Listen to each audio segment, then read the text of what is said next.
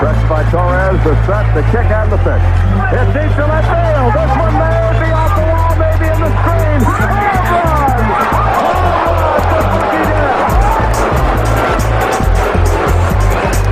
Lang and Chernishev on top as expected. They're eligible for Salt Lake City.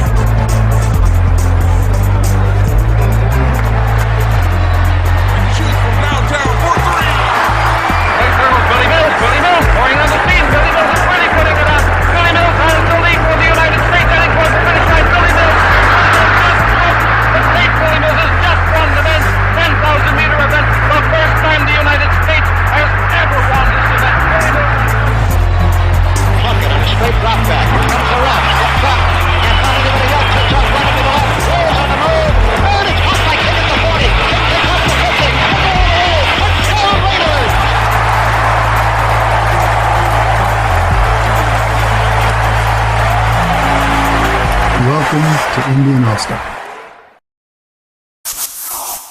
All right, Bill Black here with the NDN All-Stars Podcast, and it is my distinct honor to be speaking with Melissa Skeet today, a Native athlete and activist, doing a really, really important piece of creating awareness. And before I hack up the whole introduction, I'll turn it over to Melissa. Thank you again for coming on, and I'd love to talk to you about what you're doing. Yeah, thank you. Yep, Melissa Skeet, Diné, Yat Aid to all those who are listening. Thank you so much for having me on this podcast. I'm originally from the Navajo Nation, grew up at the Grand Canyon National Park. It's a very small town. And my res basically was right next door over in Cameron, Arizona, where my mom is basically from. And my dad's side is from Gallup, New Mexico. And after growing up in Grand Canyon National Park for about 17, 18 years, moved out to Flagstaff, Arizona, and lived there for a long while. And got my undergrad over at NAU, so Northern Arizona University, and then just started my career in victim assistance. That's kind of where I got my passion in just wanting to help people. So that kind of allowed me to network and, just kind of see what I'd like to do further in victim assistance. So I basically was a victim advocate working with different folks who just had the worst day of their lives, from, victims of, sexual assault, domestic violence, human trafficking, sex trafficking, all the pretty bad cases. Yeah, boy. Or should I say the bad crimes, stuff. So this, led into something bigger later down the road, but I decided to move up north towards like Wyoming, Montana, Idaho area. And that before that, actually, I got into roller derby, which was a sport that's kind of overlooked still to this day. Sure. And so this sport was actually something, something that I feel till this day is probably the most challenging and hardest sport I have ever competed in.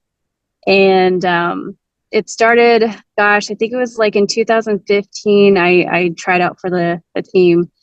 And that kind of I just fell in love with it.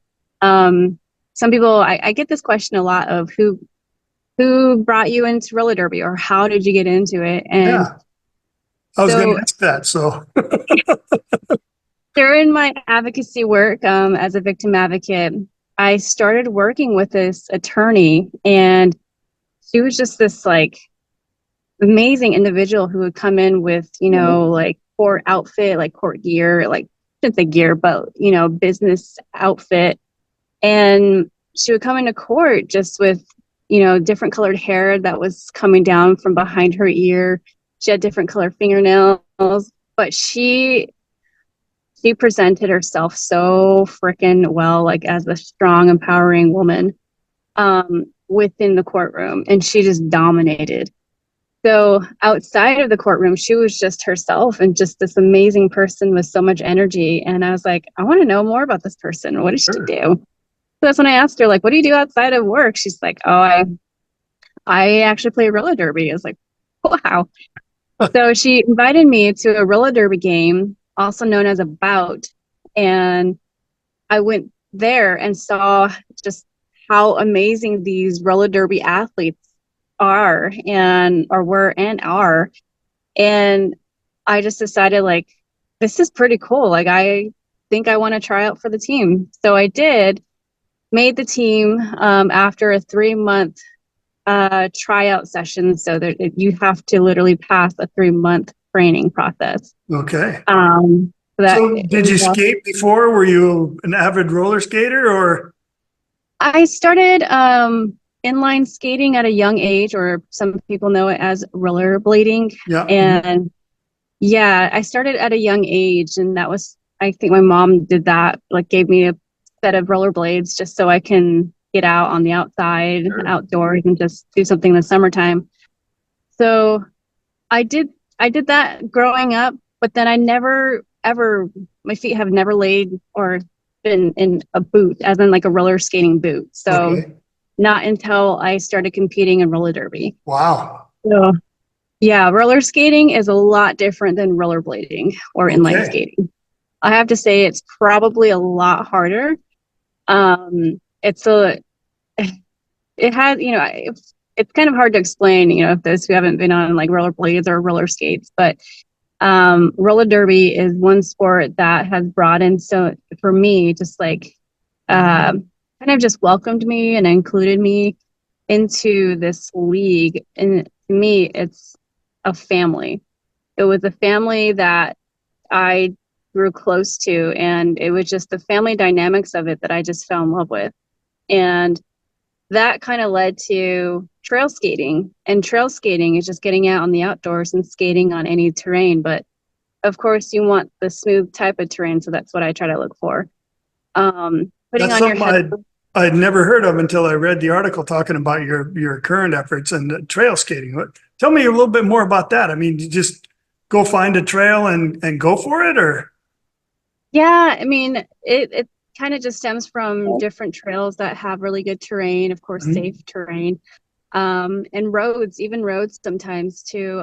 I like the roads more than I do like the trails, but of course, a lot of the drivers sometimes don't like some random person roller skating on the road.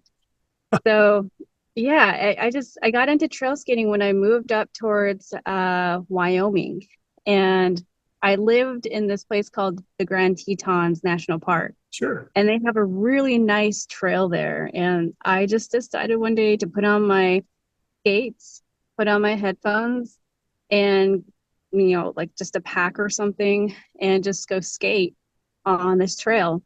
And it opened up my eyes a bit more. It was very empowering to me. I felt stronger. I felt free. It just felt so good to be out in the outdoors, skating with wildlife, skating with sunshine, feeling the breeze on your face. And I fell in love with it, and I wanted more of it. What a gift to be able to find that. I mean, that's really awesome. Thank you. Yeah. And then I decided, well, actually first I saw one of my friends who used to actually compete with high altitude roller derby, which is the team that I joined back in Flagstaff, Arizona, where roller derby started for me. And her name is Daisy Purdy. She actually was my peer advisor when I was going to school at NAU for my undergrad. And she was the main reason why I graduated from college.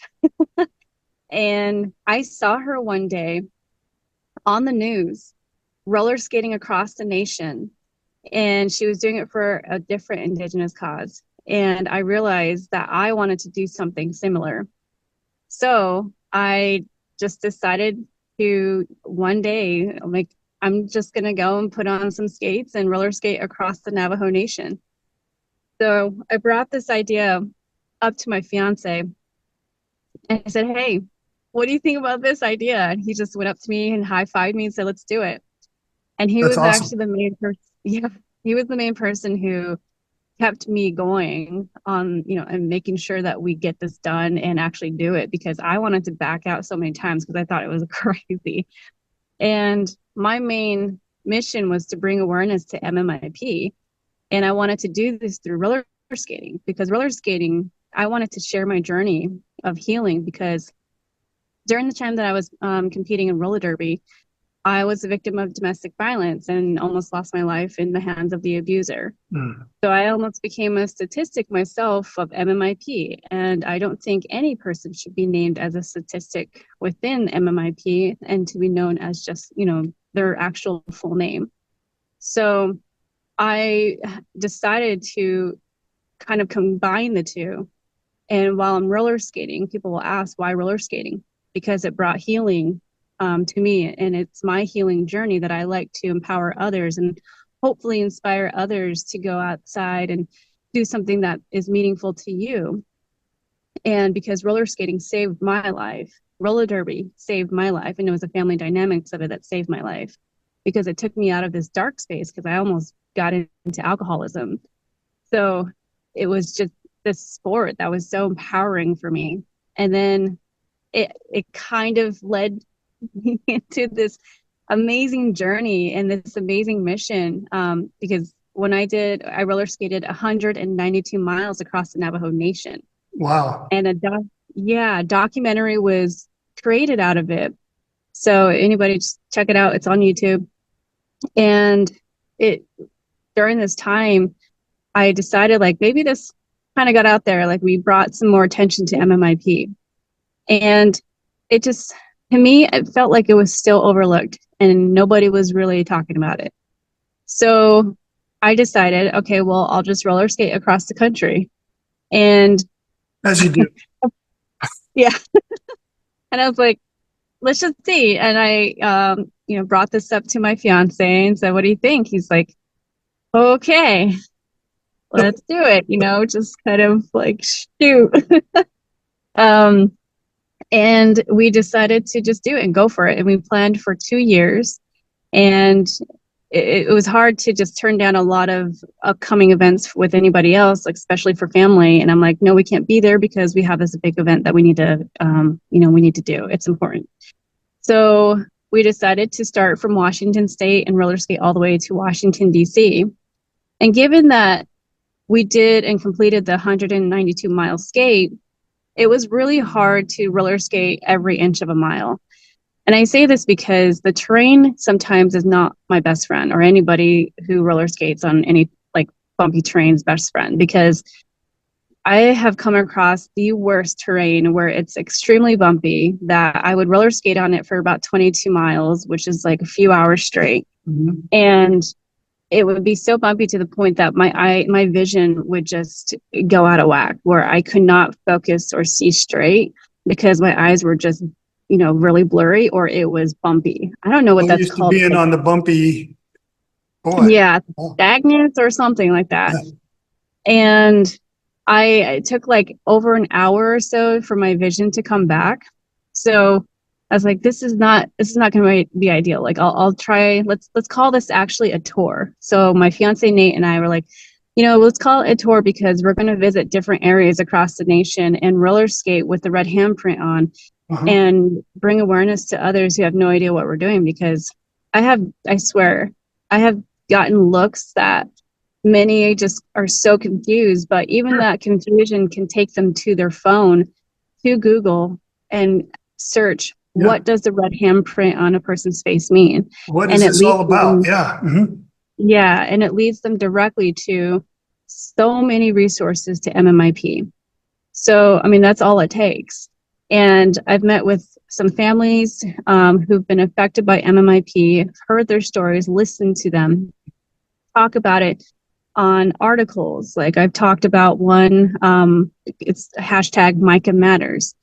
And this is a case out in Missoula, Montana, and her mom, Carissa, heavy runner, is fighting for her daughter's case because her daughter was actually killed in a hit and run. And the justice system wasn't really focusing on her case. So I talk about these cases, and even in Elle magazine, I was just, there's an article in Elle magazine about my story as well. There's I talk about in other podcast interviews, and we talk about, of course, I always get consent from the family members to talk about their stories. Just wanting to get it out there a bit more of like, this is one case out of thousands right now. Right. And, murder is the third leading cause of death on Native women. And the grassroots movement of MMIW is being more inclusive towards other cases, meaning it's, MMIP, missing and murdered Indigenous persons, because it includes the elderly, LGBTQ and Two-Spirit, as well as children and men. So there's many cases out there. Of course, we're focusing on women and also others who have, families who have been affected by this. So I see this when, given that we are literally right now at the end of our tour, where we have visited different areas across the nation, even areas where we have seen the Confederate flag. We've come across, law enforcement officers who absolutely did not like what we were doing. Really? Wow. Others who just look at us in disgust, and areas where we were unsafe because we were almost hit by a tornado, or the humidity almost made me pass out at certain times when I'm roller skating. So given all of this pain and all the tears that I've shed, all the meltdowns and all of the exhaustion does not even add up to what the families go through on a daily basis. So people ask me, like, what is it that keeps you motivated? I've been asked this so many times on this tour. I'm like, it's the families. It's the moms, it's the dads, it's the cousins, or it's the, like the nieces or nephews, whoever, fighting for their family member to make sure that their stories are being heard or their stories are being talked about. And, shedding light on just these cases right now that need the utmost attention. And that's what, keeps me going, is just their energy and how much they empower me to just, their strength, that they just keep going every single day, fighting and fighting and fighting. And that's what keeps me going. Yeah. That is some powerful stuff, driving you. And I'm almost at a loss for words to try and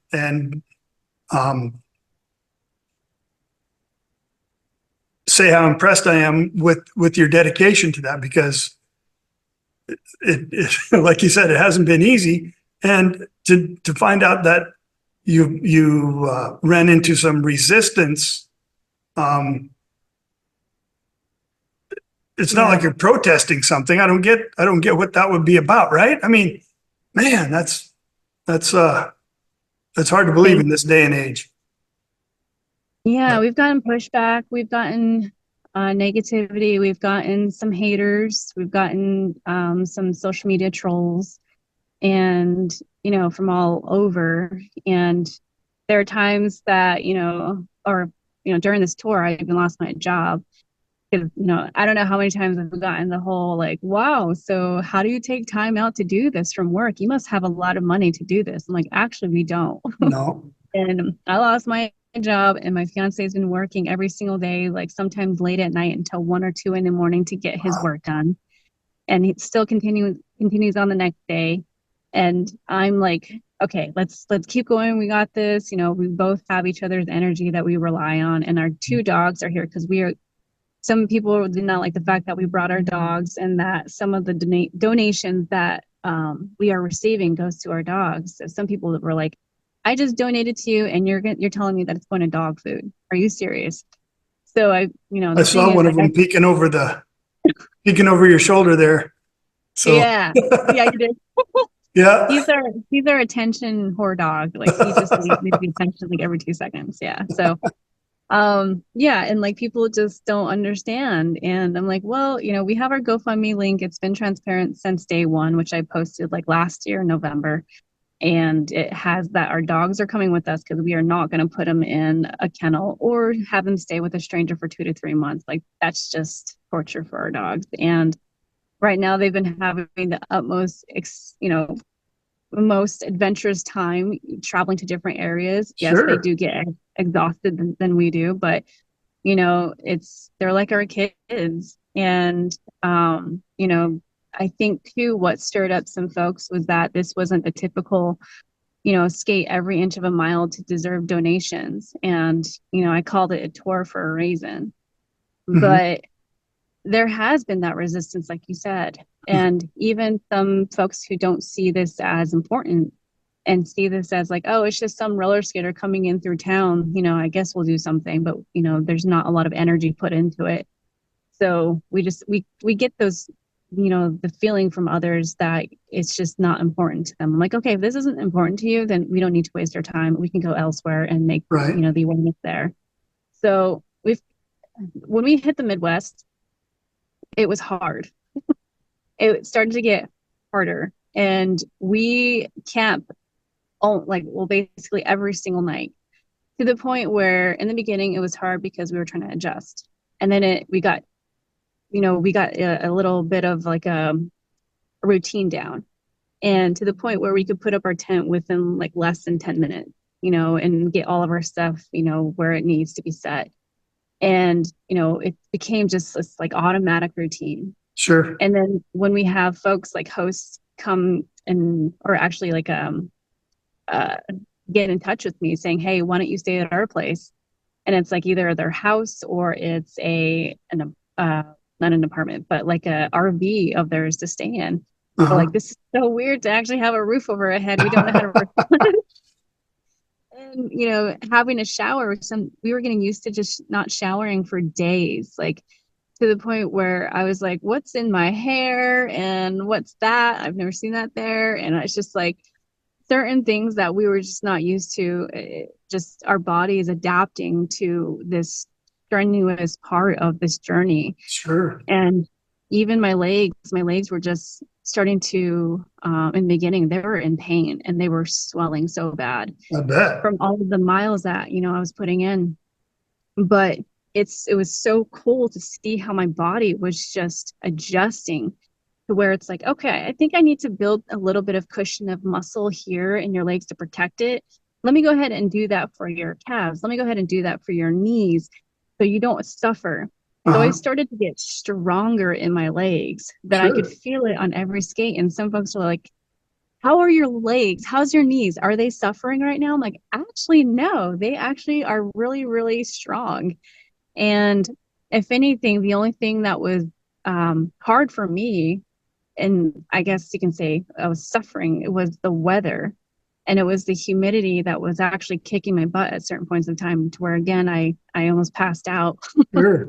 It's a whole different type of hydration dealing with crazy humidity, isn't it? Yeah. Yeah. So that's when we have, within my pack, I wear this pack, which is about 15 pounds. And the water is filled with sodium citrate, which is electrolytes, because I'm sweating so much. Sure. And then I have these 2 bottles on both sides on my chest where it's full of carb. And all it is just the cheapest way, which was sugar and water and mixed in with a little bit of sodium citrate with electrolytes. So I would drink one of those every hour.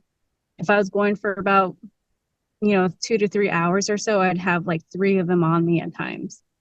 And then I can always tell, because my body, I can tell I was starting to adjust with what it needed on every skate. So if my stomach was hurting so bad, I knew that I needed to get some sort of solid nutrition in. So I would have like protein bars on me.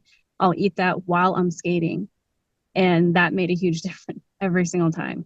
If I got a migraine afterwards, I knew that I was overworking my body. If I just felt overly exhausted afterwards, I was overworking my body. So I went from skating about 30 miles to just going down, like decreasing it a little bit more, because it was just, my body was like, you need to calm down. Like this is you're overworking yourself and you're going to pay for it afterwards if you don't chill out. Sure. So, yeah, I had to listen to my body at times. Well, all of this is going to make you that much more of a kick butt roller derby player when you get back. I'm just, Well, I'm just kidding. I'm actually retired. I'm retired Okay. from roller derby. Yeah. Well, you might come back and have a comeback tour and You're bless right. 'Cause everybody. But I don't know how many times people were like, "Are you retired?" I'm like, "Yes, I am." They're like, "Are you sure?" I'm like, "I don't know." I love roller derby, but the injuries is what kind of pushed me away because I had a bad concussion from roller Oh, derby, and yeah. since then my skating hasn't been the same since then. I'm more like fearful on certain things. Sure. Yeah. I was just joking a little bit, but building that strength is that's really a cool thing. So, one thing I wanted to find out is after going through this whole thing and you're at the tail end of the tour, what's the biggest thing that you personally have gained from this? Oh, it's funny. My fiance and I had this conversation yesterday Really? at dinner. Yeah. And he had some good feedback and all. And mainly it's just, even though we were getting some pushback, and even though we've been laughed at, I had a person laugh in my face and walk off mid-sentence of me trying to explain to him what this was or is. And, it was discouraging because this didn't get a lot of attention.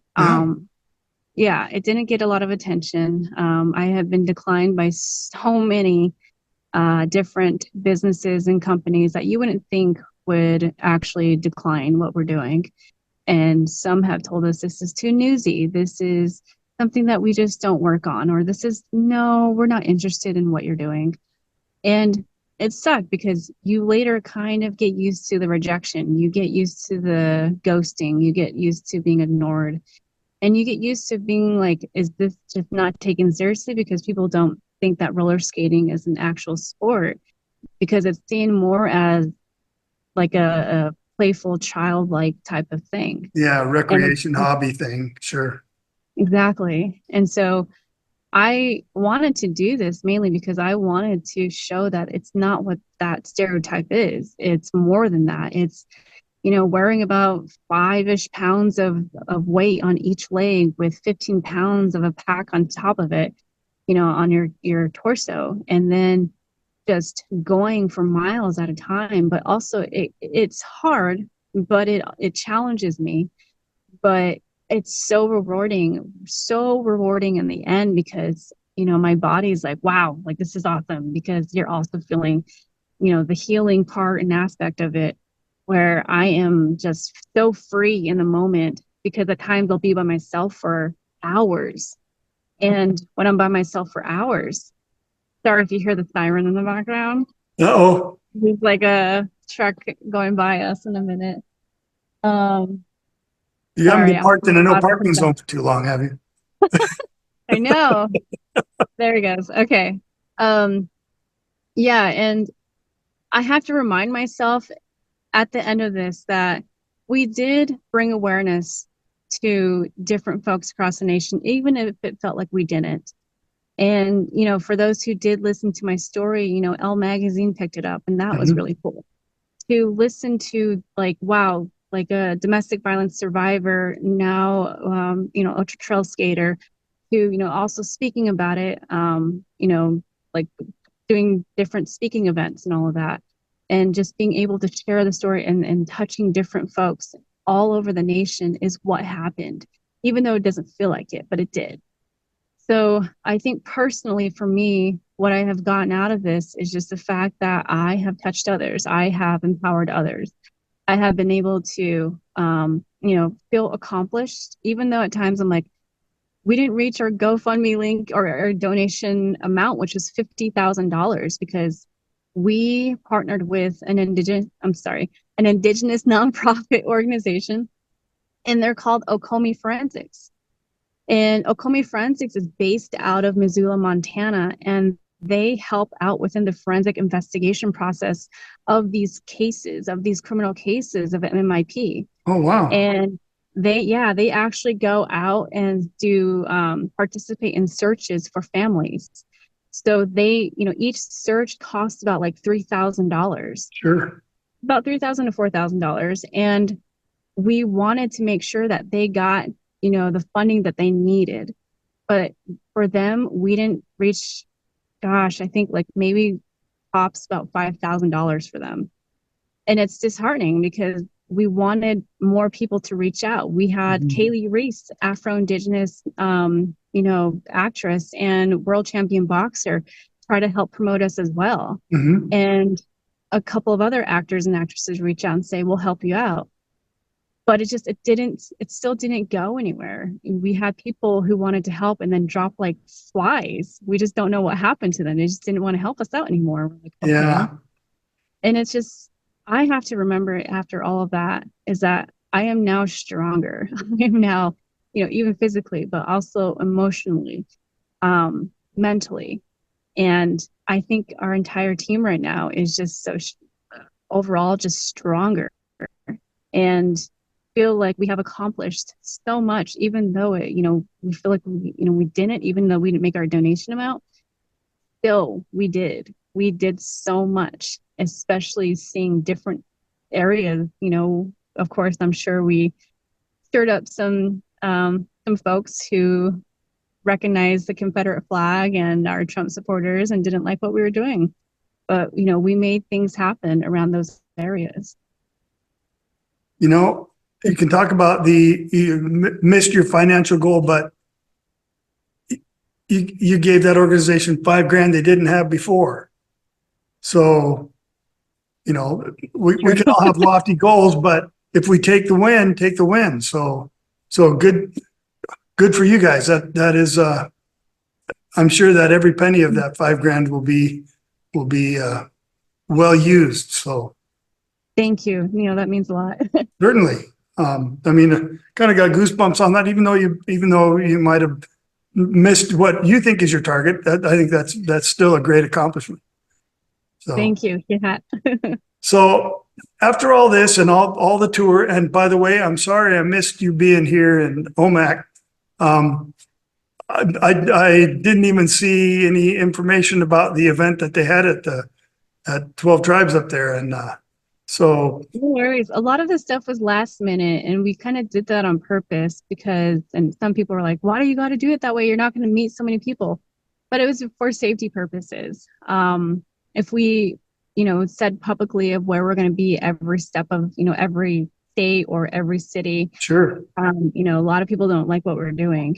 Right. This awareness is so different than like breast cancer awareness or bringing awareness for mental health. Yeah, isn't that's so strange but that is the case. There's such an animosity with that. I remember when the whole thing kind of started with the I've forgotten her name, and I'm sorry, the track girl came out. Oh yeah, Rosalie Fish. Yeah.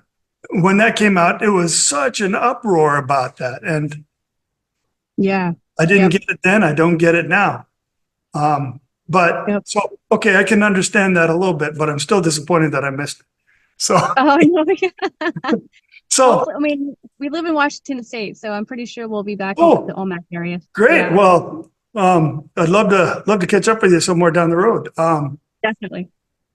So you're on the last leg of this, the tail end of the tour. When that's wrapped up, what's next?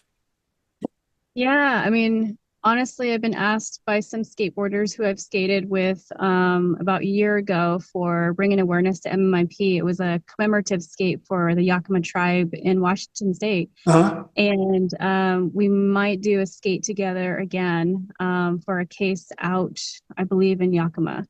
And there's a couple of other events. I'll be doing some speaking events coming up and for next year for Women's History Month. Okay. I still want to proceed on with my mission, and I do, some folks are like, are you turning this into a nonprofit? I'm like, oh, I don't know. Right. And right now we're working on a website so people can come on to our website. We're working on hopefully getting merch available to people I like to bring forward more merch about roller skating and smudge or roller skating and tea, and I created a coloring book actually not too long ago, and it was funds were actually going to help our tour out, but there's so much going on, but it's Sure. called Roller Skate and Tea Volume 1, available on Amazon. Hey, excellent. And the reason why it's called that is because I'm a tea drinker and I can't drink coffee. It's just gross to me. I no hate to any coffee drinkers. I'm just like, ugh. Well, I'll put this away then. Tea. But so I think afterwards too, I still want to, first of all, I want to relax for probably like a week or so. But I think in general, my fiance and I are like, I know we're going to try to relax, but I think we're going to have a hard time just relaxing and sitting still because we've been on the go Yeah. for the past 2.5 months. I'm like, I know, how am I going to sit down? So I think it's just in general, just, getting some really good self-care in time for both of us. Sure. And my fiance actually has a big XC event, which is called Hole in the Wall for Washington State. So a lot of cross-country teams from all over the country come out and compete at this event. So he's Wow. yeah, he helps out with that. Cool. So I feel like, yes, we have relaxation coming in, but at the same time, we're like, oh, we still have this. So yeah, we'll see. All Lots right. of plans. Well, we're running up against time on this, and so if I can ask you, send me the links to your website, and well, I think I have your website, but your GoFundMe and your coloring book. I'd love to be able to plug that a little bit. That's fun. In the daytime, I'm a high school art teacher, so Perfect. Okay. I'm all about the art stuff. So, as a matter of fact, I'm in my classroom right now doing this interview. Yeah, awesome. So as we wrap it up, is there, I ripped this off from Dan Rather in his big interview show, but is there anything that I didn't ask you that I wish I would have? Or is there anything that we didn't touch on that you wanted to say in the last minute and a half? No, I mean, honestly, yeah. So we're still working on our website, to be continuing on that. But, a lot of the information that I have is actually on my Instagram page. And I literally have posted about every single day, highlighting every single day. And I'm pretty transparent about a lot of stuff that we've gone through from day one. And so people can definitely follow my Instagram by going to @Skeet_fighter. And that's my roller derby name, and I use it on my mission. And I do have a Facebook as well as a TikTok. I don't post as much on TikTok. I wish I did, but I'm going to be working on some episodes on YouTube, hopefully shortly. I was supposed to do that a long time ago, but we had some people drop out like flies, and that didn't happen, but that's okay. Just stay tuned. I mean, people have questions. I'm always happy to try to answer them as, quick as possible. I think that's it. Yeah, I think you covered a lot of it. Well, thanks again for taking the time to talk with me, and thank you even more for doing what you've been doing, because that's not only is it a grueling effort, but it's a message that needs to be spread far and wide. So again, congratulations, and honored to talk to you. Thank you. Yeah, I appreciate it. Uh-oh. Class is starting. Let you go then. I got to go put on my teacher hat again. All right. Sounds All good. right, Melissa, thank you again. Okay. Take care. Bye-bye.